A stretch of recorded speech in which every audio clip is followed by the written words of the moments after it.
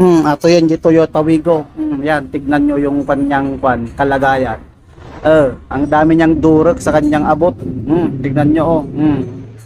Ginamitan namin ng flat screw para matanggal yung mga durik niya sa mga butas ng mga ilaw na yan. Kung anong pinaggagawa ng mga ito. Hindi namin alam kung linuloko ba nila yung mga customer nila o ano.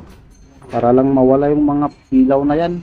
Yung sa mga bumibili ng mga second hand na sasakyan.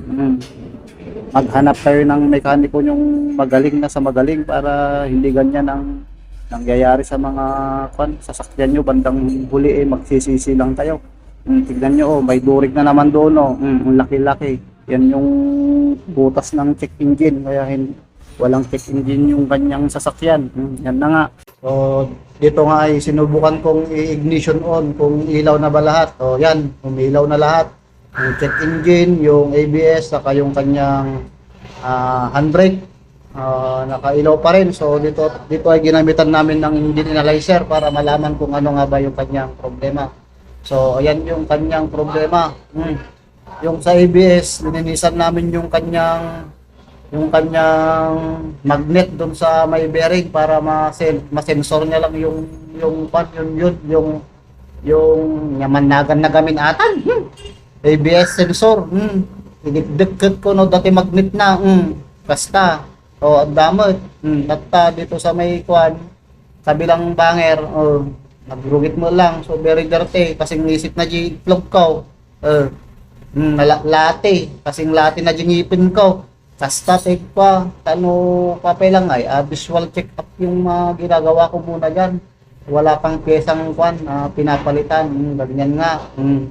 Kirkiram ti permit no maangot na di ABS sensor no kasta ni testing mo no do magnet na kas jay ti tatta to nakita sinukatan da di speed sensor na ti di amo ay baso atay sublik di panel nan kita MDR may din na di mechanic ta nag-alami ki baus mutten kita guwapo to gusto mo magindi gusto mo datan nga, binalik ko na yung kanyang panel board para magkaalaman kung iilaw pa ba yung mga ABS saka yung check engine pero talagang iilaw yun kasi yung kanyang speed sensor ay pinalitan ng cover lang yung pinakita kong cover na kulay black yan para siguro tinakpan nila yun para hindi makita yung bibili ng may check engine saka nakiilaw yung mga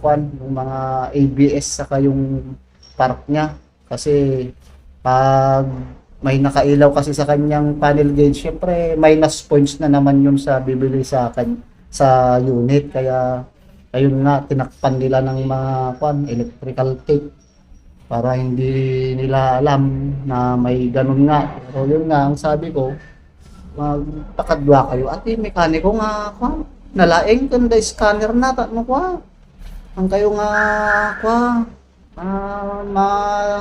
hindi ba natawag natin hindi kayo